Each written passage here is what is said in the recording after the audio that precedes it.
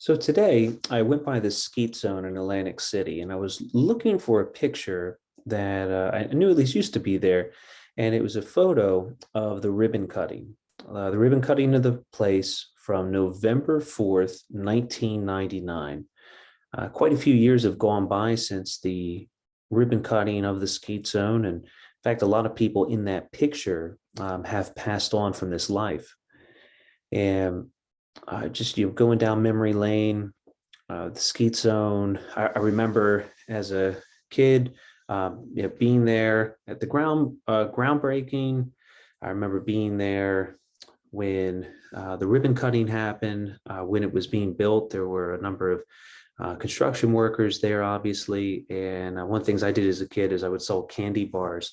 And so I used to go to the construction site and sell candy bars to the workers when they were building the Skate Zone. And in doing so, I was not chased off and able to kind of see how the facility looked while it was under construction.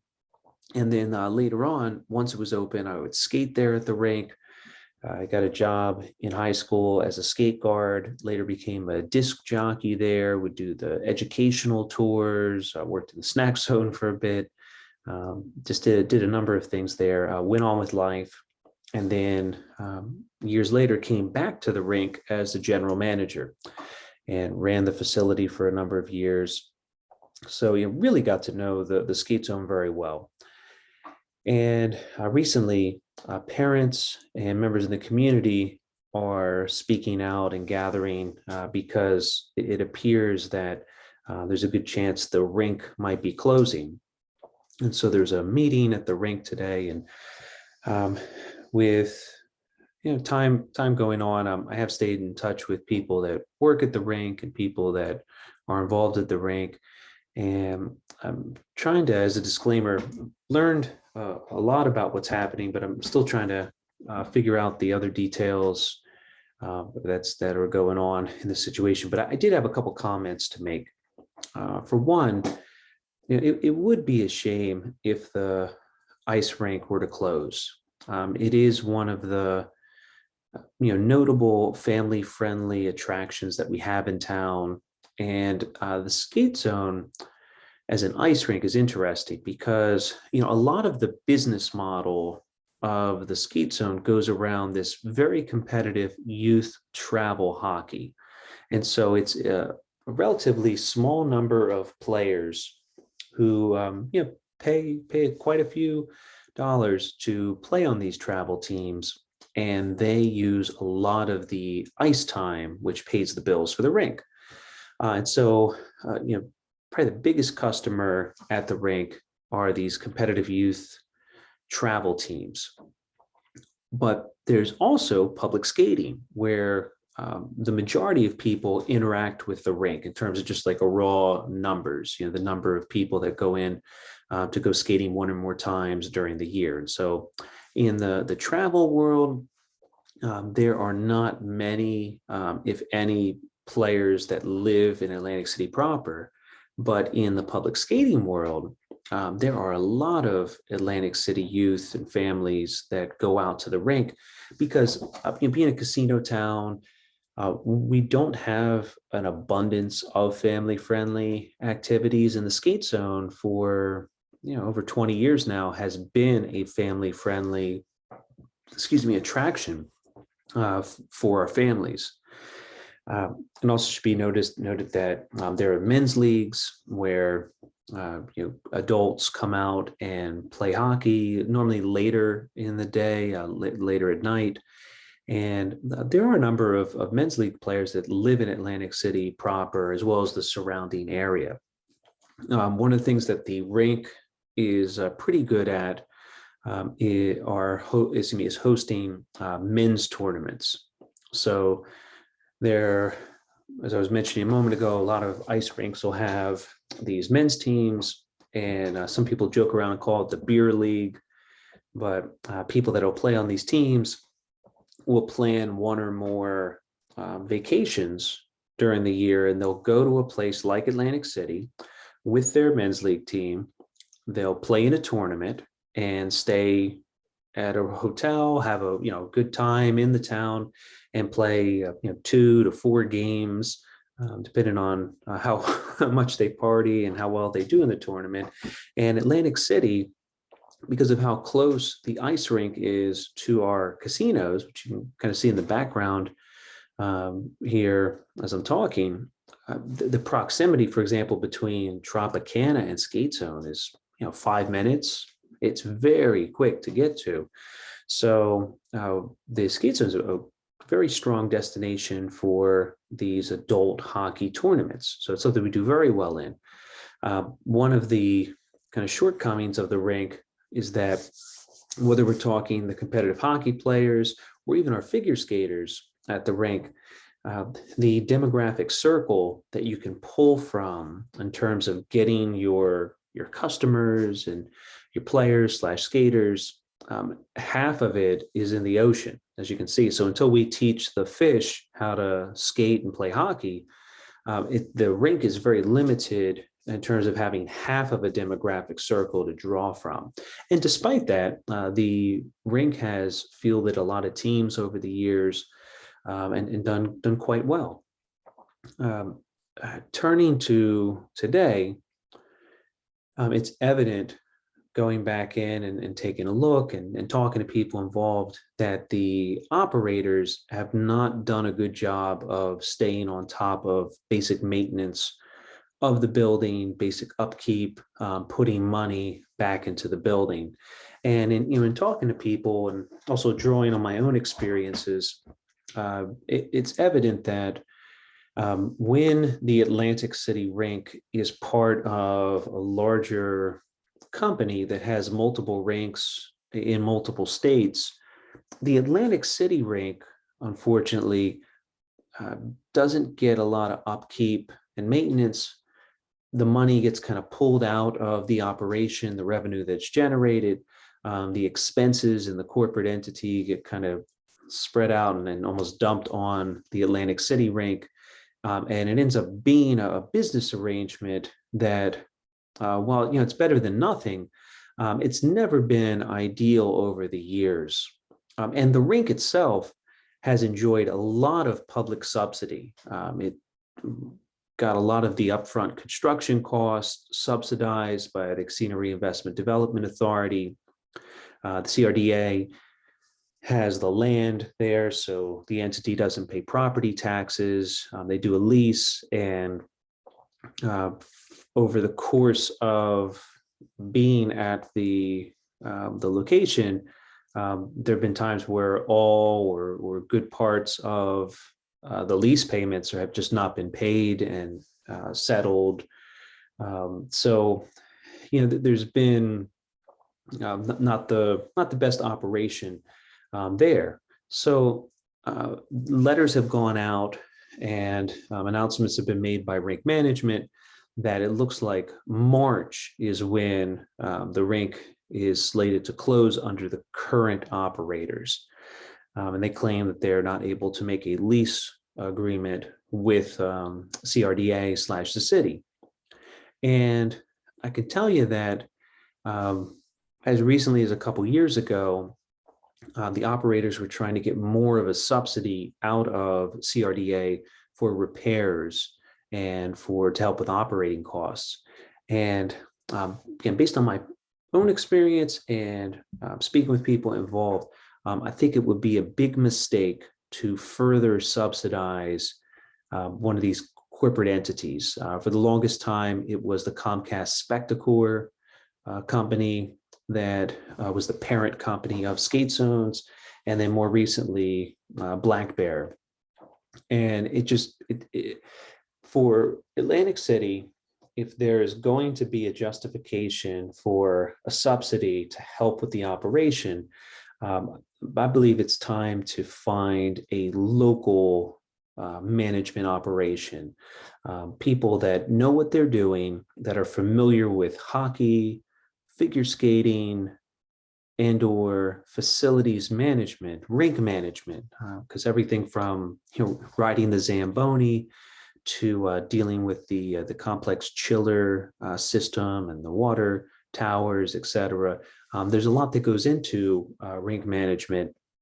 And I think it's important to get people who know what they're doing, but also care enough to, be in it for the long haul with the building itself. You can just drive by the skate zone and see the neglect that the exterior of the building has with, little to no lighting. The landscaping is in poor condition. And then you go inside and see where it's, just there's a lot of signs of neglect that are even visible in the public areas. But then players will remark to you about the current state of the locker rooms, and they're leaking. The water treatment tower and the side of the building, you can see from the outside, is rusted in very poor shape. And if there's going to be a subsidy, I think it needs to be very clearly defined what the community will get in exchange for that. And I can tell you a couple ideas. One, there are times in the day where it's just not very busy at the rink. And as you can imagine, when kids are in school, that's not very busy during the day. There are people that will skate at the rink. They'll do a combination of public skating or freestyle, which is a time for figure skaters to be there. Something like stick time or adult open hockey.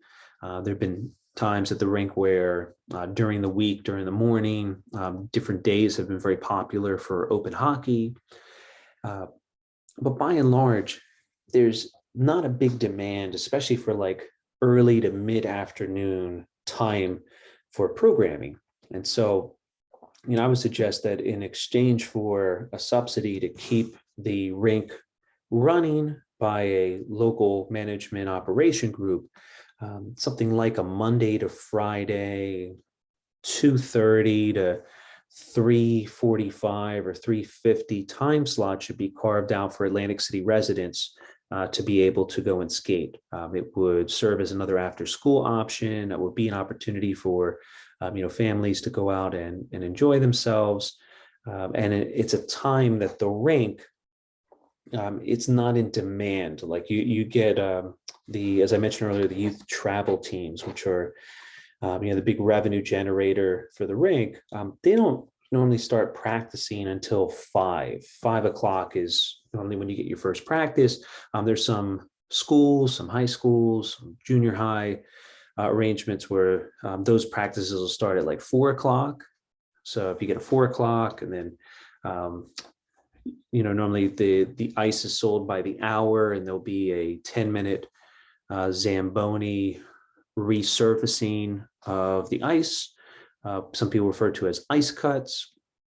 And so if you imagine this on a calendar, you can do like an hour for one of those practices, 10-minute cut, 5:10 can be the first travel team, and then they 5:10, 6:20, 7:30, etc. Then when you get later, that's when adult hockey starts coming in. But that 2:30 or 2:40 to 3:40 time slot is a really good one to give the community something. Another thought would be to let the school children in Atlantic City and maybe surrounding areas as well get to enjoy a school trip and a tour as part of this kind of community agreement. There's also there's a time when the rink's really busy because they're in the season and the teams are all practicing, and teams will practice twice a week. And ice time, especially with the skate zone in Atlantic City being a one ice sheet surface, it's in demand. So not in the peak of the season, but in the off-season time, there should absolutely be consideration to work with groups like the Art Dorrington Ice Hockey Foundation in town, and maybe create something to supplement that, like an Atlantic City Hockey Academy, where local Atlantic City children who are not part of the hockey culture and program in large numbers can be introduced to the sport in very much a lesson program, a graduated lesson program that then culminates in an in-house and very limited travel league play. And it could be another option for the youth and another justification for subsidizing the rink. Uh, the idea of subsidizing the rink just to kind of prop up a neglectful corporation is not a good idea for anybody. But to have a subsidy that would ensure the revitalization of the town and actually kind of have it both ways in the sense of servicing the local community, but also being a recreation and sport facility for the larger area. As long as we're doing both, I think that's fine. Some people have made the claims that, well, nobody from Atlantic City uses that rink, and that's not accurate. As I mentioned earlier, the people from Atlantic City may not play the competitive youth travel teams. I mean, every now and then we get some Atlantic City players, but by and large, that's a true statement. They're not on the youth travel teams. But there's plenty of Atlantic City people who are in the men's leagues, as well as and especially the public skating sessions. During the winter, and particularly if you're in fifth grade, sixth grade, seventh grade, like that age in particular, but even some older kids, you're in that demographic where you hear them saying and their parents saying, they have nothing to do. We really have nothing to do. And even while saying that, if you ask them, well, yeah, I know you don't have much to do, but what are some things you can do in the area? Public skating is one of those options. And I think it would be important to get the price point down a little bit. I was looking on their website. It looks like it's up to $16 for skating and rental. Now, it'd be good to get that price down a little bit for the public skating. But that is a good draw for local youth to have something in a safe environment. And there's also, I did mention the connection with Stockton University, which has the Atlantic City campus and is growing its presence. Their current hockey team plays at the rink, and I think there's an opportunity to grow the sport there, to add a women's team, as well as some competitive figure skating long term. The skate zone, when it was built, was part of a plan to not just have the one surface of ice that they currently have, but to also add a second ice sheet or pad, ice surface in the adjacent lot. And so when you're driving by a skate zone, you'll see like a grass lot that people often park in. And that was designed to be a second ice sheet. There also were plans to put a training facility behind the skate zone and kind of so away from Albany Avenue, closer to the actual Bader Field Airport area, which would be behind not only the rink, but behind the fire department station there / bomb squad. So there are plans. I know that there are people who are suggesting that the building no longer function as a ice rink and the city run it as some type of recreation facility. Again, anything's better than nothing, but I think that even before Skate Zone came around, our area always supported ice sports, skating, hockey, figure skating. Ventnor had a half rink next to the library, which people lovingly refer to as the Ice Cube. There, and that's actually where I learned how to ice skate. After that, and before the skate zone, we had a ice rink on the boardwalk in front of Boardwalk Hall, which was the precursor to the skate zone. And so, it would be one thing if we didn't have the ice hockey / ice skating facility and figure skating facility. But since we have it, and given the cost that went into it, the amount of public funding that helped to get it off the ground, I think it's incumbent to try and work out some type of package, even as for a short term. Excuse me. And ideally, it would be with a private management operation. But in the absence of that, It could even make sense for the city or an independent kind of public authority to take over in the short term and to run. The Special Improvement District, before it was assumed into the CRDA, used to run the ice rink in front of Boardwalk Hall. So that would be one option. And then folding it into the municipal government, similar to the way that Gardner's Basin has folded into the city government operation, is another option. So there's a few different options, and I think at least in the short term, it's worth it to kind of get people together, get CRDA, get the city, get the people in the larger ice sports community together to keep the place open, even if it's short term. And then if there are any desires to kind of grow additional recreation, well, there's that space out there to expand. And so if there's a desire to do something like a community center, let's do that in addition to the ice rink. But it's always, in my opinion, it's easier to kind of salvage what you have and keep it going, even if it's not ideal or optimal, than it is to try to build from scratch or let something collapse in order to rebuild it. The whole letting it collapse to rebuild, well, look what happened with Sands. And you can kind of go through Atlantic City and see a lot of vacant land and empty buildings and space from projects that, we'll end this now and something better will happen. And that's not the way it works. It's a lot harder to build than it is to tear down or let go. So I think it's incumbent on everybody to give this another shot, but it's not smart or prudent in my end to just kind of double down on what has not worked, namely that corporate subsidy, which is just has shown itself to not be good. Lastly, I wish all the people I know and also those I don't in the hockey, figure skating, and just general ice sport community all the best and success in this effort. And to the extent that I can, I'm going to continue to give my input and try to dig in, find out information, and to be a force for keeping the skate zone open in an appropriate way.